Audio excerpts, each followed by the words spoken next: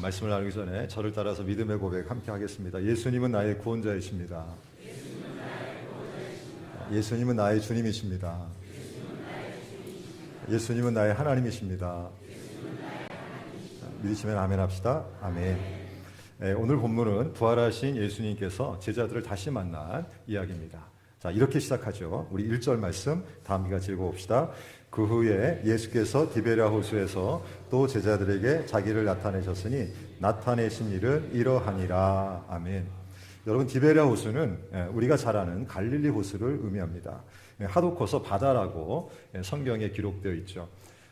동서 길이가 11km 정도 되고요. 남북이 대략 19km 정도 됩니다.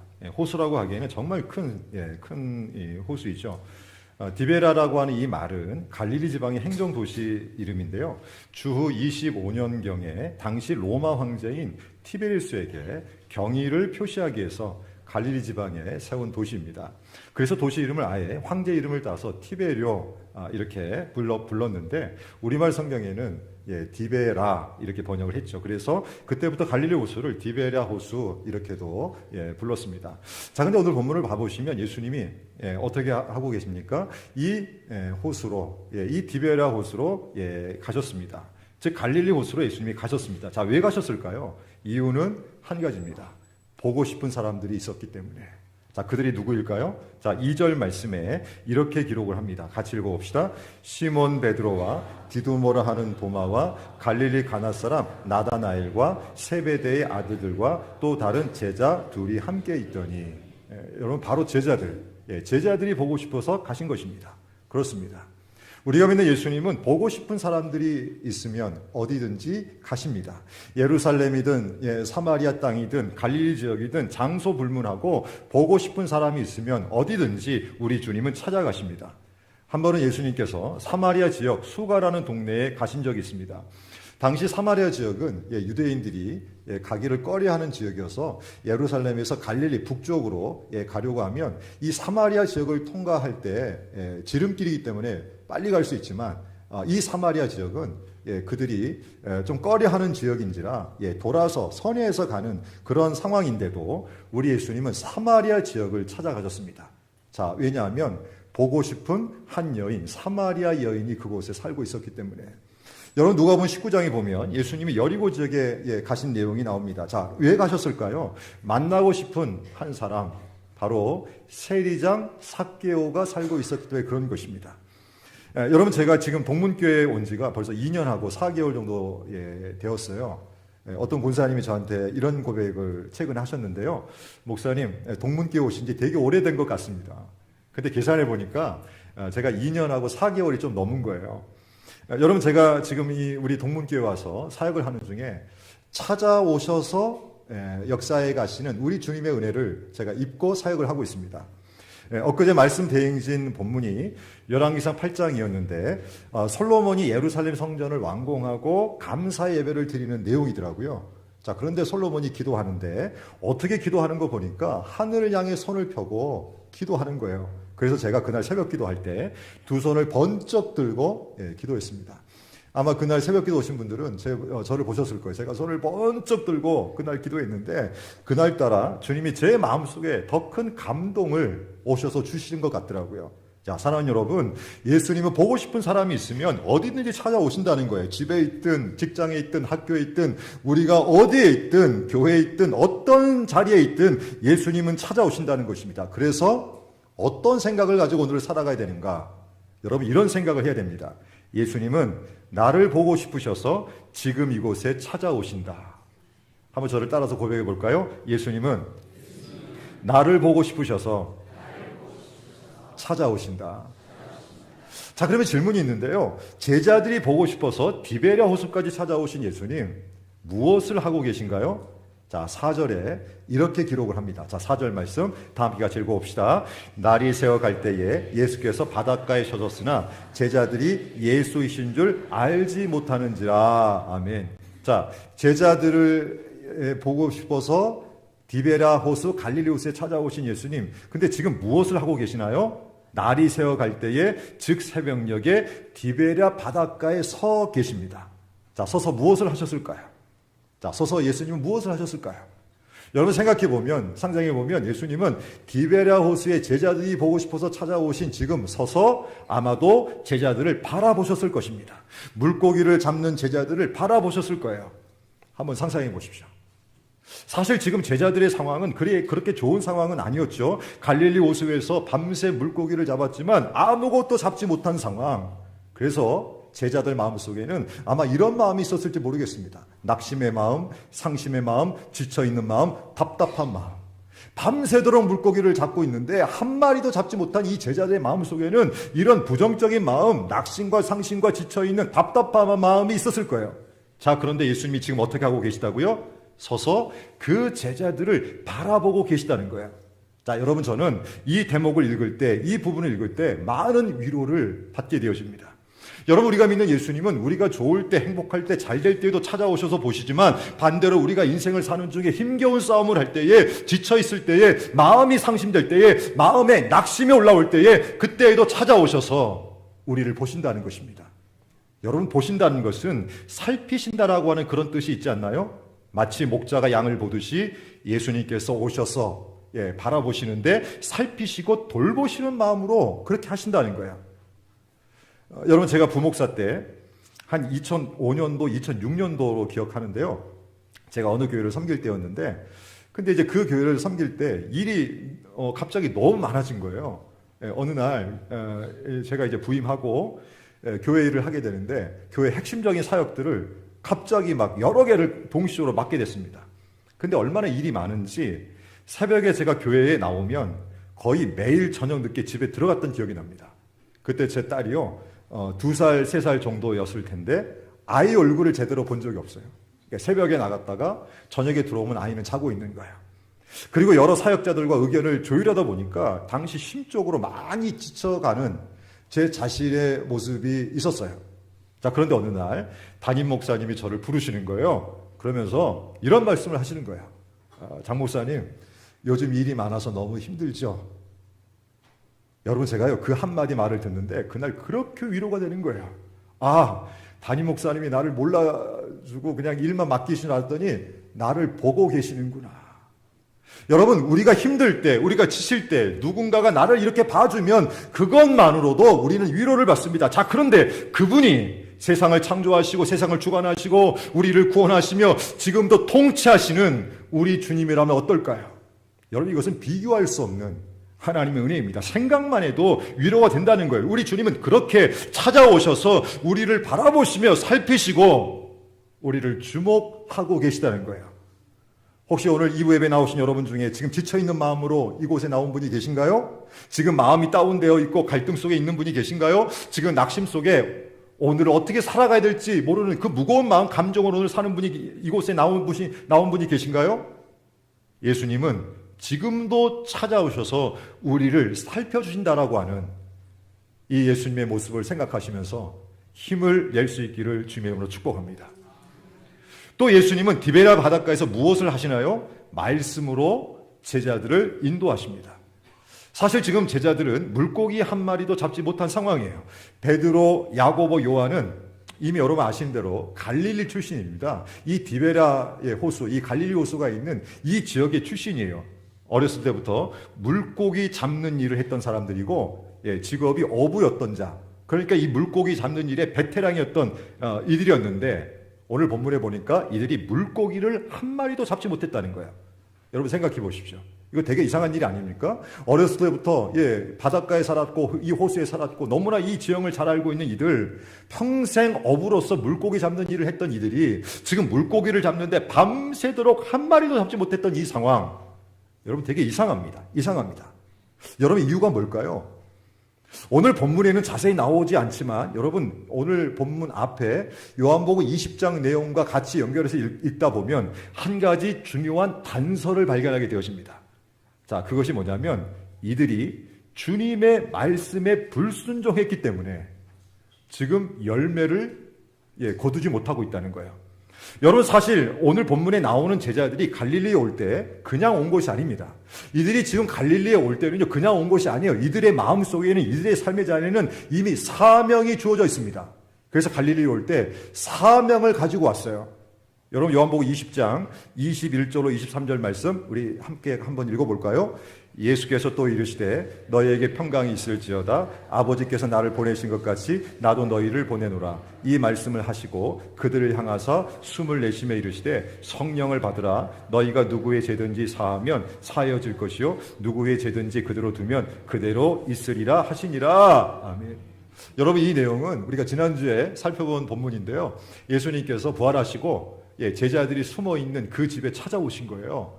그리고 평강을 선포하셨는데 평강을 선포하시고 또 선포하시는 과정 속에서 제자들에게 사명을 주신 내용입니다. 사명을 주시는 내용이에요. 아버지께서 나를 보내신 것 같이 나도 너희를 보내노라. 너희가 누구의 죄든지 사하며 사하여질 것이요 누구의 죄든지 그대로 두면 그대로 있으리라.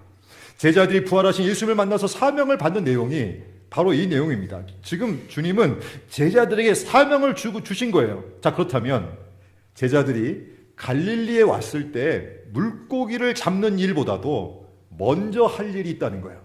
자, 그것이 뭘까요? 바로 사명입니다. 사명을 감당했어야 하는 것이죠. 즉 예수님을 전해야 합니다. 여러분, 예수님이 사망과 어둠을 깨뜨리시고 정말 부활하셨어요. 예수님은 진짜 구원자 메시아입니다. 예수님은 진짜 하나님이셔요. 예수님을 믿어야 죄로부터 자유해지고, 예수님을 믿어야 영혼이 살아납니다. 예수님 안에 참 소망이 있습니다. 예수님 안에 참된 행복이 있고 참된 기쁨이 있어요. 예수님을 믿으십시오. 예수님을 믿으면 세상에 둘 수 없는 영생, 하나님 나라, 천국의 은혜를 누립니다. 바로 이렇게 먼저 주님이 주신 사명, 주님을 전하는 이 복된 사명을 감당했어야 되는데, 근데 제자들이 갈릴리에 오자마자 무엇부터 했다고요? 물고기부터 잡았다는 거예요. 베드로가 나는 물고기 잡으러 가노라 라고 말하니까 제자들도 거기에 동조합니다. 여러분, 이런 것을 보면 지금 제자들은 예수님의 말씀에 불순종하고 있는 거예요. 그래서일까요? 다시 오늘 보면 3절을 봐보실까요? 3절 시몬 베드로가 나는 물고기 잡으러 가노라 하니 그들이 우리도 함께 가겠다 하고 나가서 배에 올랐으나 그날 밤에 아무것도 잡지 못하였더니, 그날 밤에 아무것도 잡지 못했다는 거예요. 여러분, 주님의 말씀에 순종해야 될 때에 주님의 말씀에 순종하지 아니하면 열매를 거두기가 어렵다는 거예요. 주님의 말씀에 순종해야 할 때에 주님의 말씀대로 삶을 살지 않으면 풍성한 은혜를 누릴 수가 없다는 것입니다. 그래서 정직하게 주님의 말씀에 순종하고 있는가? 이게 중요하다는 거예요. 여러분, 이미 주님은 레위기에서 이런 말씀을 하신 적이 있어요. 레위기 26장 14절로 16절 그러나 너희가 내게 청종하지 아니하여 이 모든 명령을 준행하지 아니하며 내 규례를 멸시하며 마음에 내 법도를 싫어하여 내 모든 계명을 준행하지 아니하며 내 언약을 배반할진대 내가 이같이 너희에게 행하리니. 자, 그리고 레위기 26장 20절 너희의 수고가 헛될지라 땅은 그 산물을 내지 아니하고 땅의 나무는 그 열매를 맺지 아니하리라. 아멘. 여러분, 주님은 분명히 말씀하셨어요. 주님의 말씀에 순종해야 될 때 순종하지 아니하면 너희의 수고가 헛될지라 땅은 그 산물을 내지 아니하고 땅의 나무는 그 열매를 맺지 아니하리라. 아멘. 여러분, 그래서 풍성한 열매, 거듭의 열매를 크게 누리려면, 아니 그 은혜를 누리려면 무엇을 해야 되는가? 순종해야 합니다. 주의 말씀에 순종해야 돼요. 자, 사랑하는 여러분, 열매를 누리기를 원하시나요? 주님의 은혜를 누리기를 원하십니까?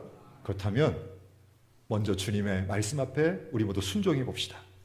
자, 이렇게 갈릴리 호수에 와서 밤새 물고기를 잡았으나 아무것도 잡지 못한 제자들. 자, 그런데 5절부터 봐보시면 이들이 드디어 주님의 말씀을 듣게 됩니다.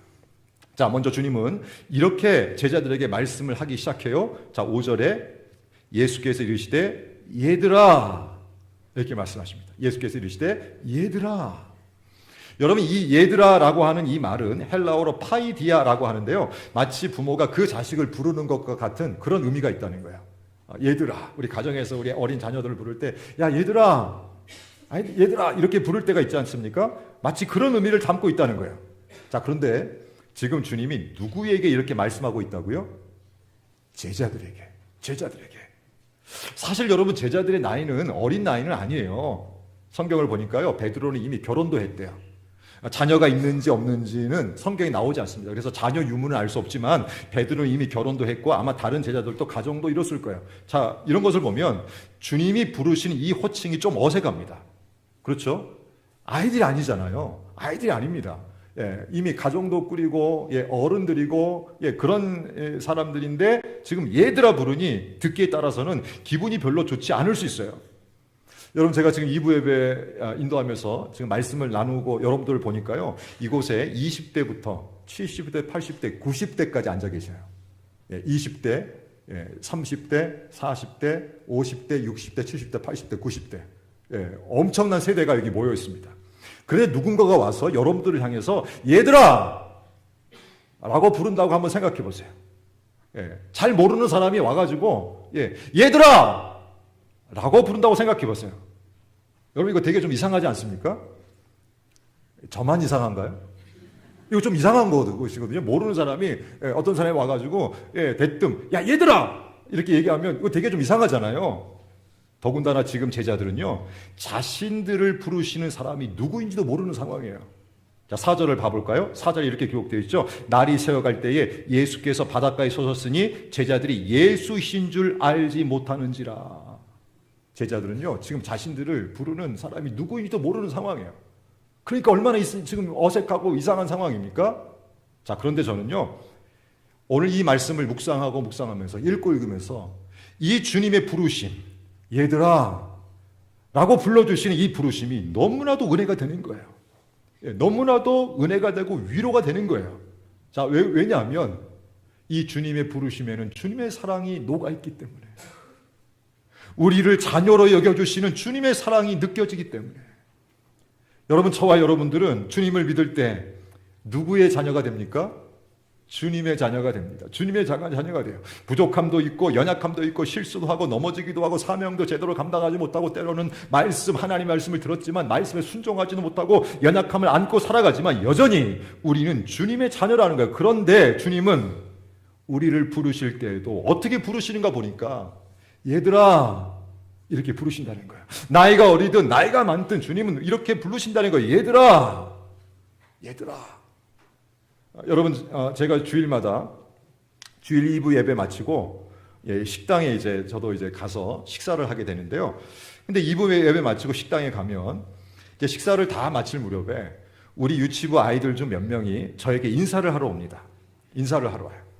물론 처음부터 그런 건 아니었어요. 처음부터 그런 건 아니고 엄마들의 권유가 컸어요. 식사를 어느 정도 끝마칠 무렵 저를 보고 있던 이 엄마들 중에 자기 아이를 보내는 거예요. 야, 목사님한테 가서 인사해봐. 그래서 처음에는 아이들이 뭐 오지도 않다가 한 주, 두 주, 한 달, 두 달, 몇 달이 지나니까요, 이제 아이들이 옵니다. 와서 인사를 하는데 어떻게 인사하냐면 아이들이요, 자동적으로 제 품에 안겨요. 이렇게 허그를 합니다. 여러분요, 제가 그때 얼마나 행복한지 1부, 2부 예배 인도하다가 보면 좀 피로감이 쌓일 때가 있거든요. 지칠 수 있거든요. 근데요, 점심 먹고 아이들이 와서 한번 인사해주고 허그해주면 그렇게 그것이 기분이 좋고 행복해지는 거예요. 여러분, 아이들이 다가와서 이렇게 안아주고 사랑을 표현해도 행복해진다면 하물며 우리 주님이 우리에게 다가오셔서 따뜻한 미소를 지으며 얘들아 불러주시면 얼마나 행복할까요? 여러분, 이것은 비교할 수 없는 하나님의 은혜입니다. 그래서 삶을 살아갈 때 항상 어떤 소리에 집중해야 되냐면 우리를 부르신, 오늘 제자들을 부르신 이 주님의 소리에 우리가 좀 더 집중해야 돼요. 얘들아, 아침에 일어날 때, 저녁에 퇴근해서 얼마나 피곤합니까? 근데 그 순간에도 나를 부르시는 예수님, 얘들아. 자, 이렇게 제자들을 향해서 얘들아 부르신 우리 예수님, 여러분 오늘 본문을 또 봐보시면 또 말씀하십니다. 너희에게 고기가 있느냐? 너희에게 고기가 있느냐? 여러분, 여러분 이 고기는요 중요합니다. 옛날에도 중요했고 지금도 중요해요. 시대가 아무리 바뀌어도 이것은 중요합니다. 왜냐하면 먹고 사는 것이기 때문에. 여러분, 오늘 우리도 지금도 염려할 때가 많이 있지 않나요? 걱정할 때가 많이 있지 않습니까? 고민할 때가 많이 있지 않나요? 제가 오늘 또 여러분을 오늘 봐보니까 여러분 안에 염려 없는 분이 없고요. 다 염려가 있습니다. 그렇죠. 지금 다 여러분 안에 염려가 있고 걱정도 있고 고민도 있고 갈등도 있잖아요. 예. 여러분 왜 염려할까요? 왜 고민할까요? 왜 어느 날은 밤잠도 설치면서 갈등할까요? 그것은요 다 먹고 사는 문제 때문에 그런 거예요. 예. 먹는 문제, 사는 문제 때문에 그런 거예요. 그런데 주님이 지금 그것을 물어보고 계신 것입니다. 너희에게 고기가 있느냐? 너희에게 고기가 있느냐? 몰라서 주님이 물으셨을까요? 아닙니다. 주님은 이미 다 하셨어요. 제자들이 밤새 물고기를 잡지 못하는 것을 이미 다 하셨어요. 그런데도 주님은 물으십니다. 여러분 우리말 성경에는 얘들아 너에게 고기가 있느냐 이렇게 번역되었지만 이 신약 성경이 맨 처음 쓰여진 헬라어 원어 성경을 보면 부정 의문문으로 되어 있다는 거예요. 그래서 헬라어 원어를요 문자적으로 다시 풀어보면 이런 뜻이랍니다. 얘들아 고기가 없지 않느냐? 그렇지. 이미 주님은 제자들이 밤새 고기를 잡지 못하는 것을 이미 아셨다는 거예요. 제자들의 상황을 아셨다는 거예요. 자, 그런데도 우리 주님은 물으신 것입니다. 자, 왜 물으신 것일까요? 왜 주님은 다 아시는데도 제자들을 향해서 물으신 것일까요? 여러분 여기에는 중요한 주님의 의도가 있습니다. 중요한 주님의 뜻이 있다는 거예요. 그것은 바로 눈을 들어 예수님을 바라보게 하기 위해서 그런 것입니다. 물고기만을 바라봤던 눈을 예수님께로 향하게 하기 위해서 그렇다는 거예요. 먹고 사는 문제 때문에 낙심하게 했고 어떤 그 가라앉은 그 눈을 예수님께로 향하게 하기 위해서 주님이 지금 묻고 계시다는 거예요. 여러분 요한복음 5장에 보면 예수님이 베데스다 연못에 누워있던 38년 된 병자에게도 비슷한 질문을 하십니다. 네가 낫고자 하느냐? 이런 질문을 하셨어요. 여러분 주님이 몰라서 물으신 것일까요? 그게 아니에요. 성경에 보니까 이미 예수님은 38년 된 병자의 그 누운 곳을 보시고 병이 벌써 오래된 줄 아셨다고 기록하고 있습니다. 이미 다 알고 계셨어요. 그런데도 38년 된 병자에게 네가 낫고자 하느냐 물으셨다는 거예요. 왜 물으셨을까요? 이유가 동일합니다. 바로 눈을 들어 주님을 바라보게 하기 위해서 그렇다는 거예요. 육신의 질고만을 바라봤던 눈을 들어 주님을 바라보게 하기 위해서 베데스다 연못만을 바라보면서 그렇게 살아가는 이 사람이 주님을 바라볼 수 있도록 하기 위해서 삶의 문제만을 바라봤던 그 삶에서 주님을 바라보는 삶으로 그의 인생을 회복시키기 위해서 전환시키기 위해서 우리 주님이 그렇게 한 것입니다. 사랑하는 여러분, 은혜는 사람을 볼 때 주어지는 것이 아닙니다. 은혜는 환경을 바라볼 때 주어지는 것이 아니라는 거예요. 은혜는 돈을 바라볼 때 주어지는 것이 아닙니다. 은혜는 걱정하고 있는 문제만을 바라본다고 해서 주어지는 것이 아니라는 거예요. 은혜는 눈을 들어 주님을 바라볼 때 주어집니다. 은혜는 눈을 들어 주님께 내 눈을 맞출 때에 주어진다는 거예요. 그래서 오늘 우리에게도 주님이 물어보시는 거예요. 너희에게 고기가 있느냐? 너희에게 고기가 있느냐? 여러분 며칠 전에 제 아내에게 문자가 왔는데요. 제가 미국에서 섬겼던 교회 어떤 성도님이 한국에 오셨다고 문자가 왔어요. 그래서 목사님, 사모님 한번 만나고 싶어요. 이분이 지금 동탄에 계시더라고요. 동탄 하여튼 그래서 목사님, 사모님 가능하시면 시간 되시면 한번 만나고 싶어요. 그래서 제가 내일 모레 만나기로 했습니다. 만나기로 했어요. 근데 이 성도님은 2001년도 10월쯤에 교회에 처음 나오신 분이셨거든요. 근데 그때 당시 암 투병 중이셨던 것으로 기억납니다. 여러분 그때는 코로나 기간이잖아요. 제가 이제 미국에서 목회할 때도 코로나 기간이어서 신방도 제대로 할 수 없었던 그런 때여가지고 이 집 안으로는 가지 않고요. 이 성도님 집 문 앞에서 신방하며 인사하며 기도했던 그런 기억이 많이 납니다. 자, 근데 그 성도님이 그렇게 힘든 시간을 보내면서도 주일이면 예배 자리에 꼭 오셨어요. 그리고 만나면 늘 감사하다는 고백을 하셨어요. 항암 치료를 받는 중에 있으시면서도 항암 치료 받고 힘들 때는 주일날 못 나오셨어도 좀 회복이 되면 늘 예배 자리에 나오셔서 예배 드리시고 그리고 만나면 감사하다는 고백을 많이 하셨는데 제가 생각해 봤어요. 어떻게 그럴 수 있었을까? 이유는 한 가지더라고요. 이분 역시 눈을 들어 매일 주님을 바라봤기 때문에.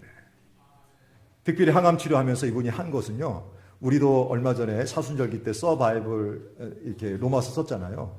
이분도 이 암 투병 중에 매일매일 했던 것은요, 성경을 쓰는 거였습니다. 힘들고 어려울 때 이분은 예배 자리에 나왔고 기도하면서 성경을 쓰면서 주님을 바라보고 그 어려움을 이겨내셨더라고요. 사랑하는 여러분, 눈을 들어 주님을 바라보면 은혜가 주어집니다. 내 눈을 들어 주님께 맞추기 시작하면 이겨갈 수 있다는 거예요. 그래서 지금 우리가 할 일은 눈을 들어 주님을 바라보는 것입니다. 내 눈을 들어 주님께 맞추는 거예요. 여러분, 찬양 중에 이런 곡이 있습니다. 제가 개인적으로 되게 좋아하고 설교 때도 저는 이 찬양 자주 부르는데요. 자, 가사가 이렇습니다. 괴로울 때 주님의 얼굴 보라. 평화의 주님 바라보아라. 세상에서 시달린 친구들아 위로의 주님 바라보아라. 자, 후렴은 이렇게 되어 있어요. 눈을 들어 주를 보라. 눈을 들어 주를 보라. 내 모든 염려 주께 맡겨라. 슬플 때에 주님의 얼굴 보라. 사랑의 주님 안식 주리라. 우리 다 함께 불러볼까요? 눈을 들어 주를 보라. 내 모든 염려 주께 맡기라. 슬플 때에 주님의 얼굴 보라. 사랑의 주님 안식 주리라. 아멘. 자, 근데 여러분, 오늘 본문을 계속 묵상하면서 우리가 진짜 주목하게 되어지는 것이 또 있습니다. 그것은 주님이 은혜를 주실 때 무엇을 통해서 역사하시는가? 주님이 은혜를 주실 때 무엇을 통해 역사하시는가? 여러분, 주님은 은혜를 주실 때 무엇을 통해 역사하실까요? 자, 저를 따라해 주십시오. 말씀. 한 번 더요. 말씀. 자, 6절을 우리 다 함께 같이 읽겠습니다. 이르시되 그물을 배 오른편에 던지라. 그리하면 잡으리라 하시니 이에 던졌더니 물고기가 많아 그물을 들 수 없더라. 아멘. 여러분, 당시 오른쪽은 유대인들에게 있어서 행운을 나타낸대요. 그러니까 유대인들은 오른쪽 그러면 이거 되게 좋은 것인데 행운 이렇게 생각한다는 거예요. 혹시 예수님이 오른쪽이 행운을 주는 쪽이어서 제자들에게 오른편으로 그물을 던지라고 말씀하신 것일까요? 아니면 혹시 예수님이 미리 물고기들을 배 오른편으로 모아놓으셨기 때문에 그물을 오른편으로 던지라고 말씀하신 것일까요? 여러분, 우리가 믿는 예수님은 행운을 따라가는 분이 아니에요.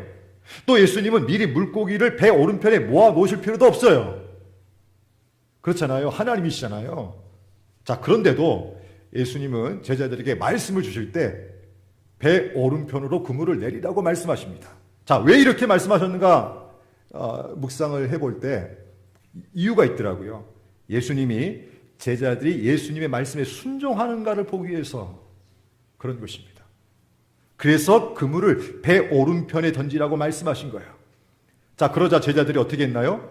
주님이 말씀하신 대로 순종합니다. 배 오른편으로 그물을 내립니다. 자, 그러자 어떤 일이 일어났습니까? 물고기가 많아 그물을 들 수 없을 정도로 물고기가 많이 잡히는 거예요.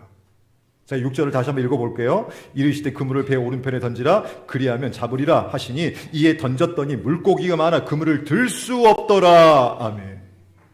자, 사랑하는 여러분, 우리가 은혜를 사모하고 은혜에 대한 갈망이 있는데 이 은혜는 바로 주님의 말씀에 순종할 때 반드시 드러난다는 거예요. 주님의 말씀에 순종할 때 반드시 하나님의 역사가 나타난다는 거예요. 그래서 성경은 순종이 제사보다 낫다고 선포합니다. 여러분, 순종은 제사보다 낫습니다. 순종은 믿음을 증명하는 거예요. 순종은 정말 하나님이 기뻐하시는 거예요. 그래서 순종의 방향에 서야 합니다. 거듭거듭 강조하지만 하나님 말씀을 따르는 순종의 방향에 서야 한다는 거예요. 여러분, 민수기 21장에 보면 출애굽한 이스라엘 백성들이 자신들의 생각대로 길이 안 열리니까 먹을 것도 없고 물도 없는 광야에서 하나님이 자신들을 죽이려 한다고 원망한 적이 있어요. 막 원망을 합니다. 그리고 하나님께서 친히 주신 만나, 하늘로부터 매일매일 내려온 이 만나마저도 하찮은 음식이라고 싫어하면서 불평을 하는 거예요. 그러자 하나님께서요, 불뱀들을 보내서 이들을 심판하십니다. 자, 그리고 한 가지 명령을 내리셔요. 어떤 명령을 내리시나요? 민수기 21장 8절 여호와께서 모세에게 이르시되 불뱀을 만들어 장대에 매달아라. 물린 자마다 그것을 보며 살리라. 아멘. 하나님의 징계로 지금 불뱀들이 막 공격하거든요. 막 달려와서 물거든요.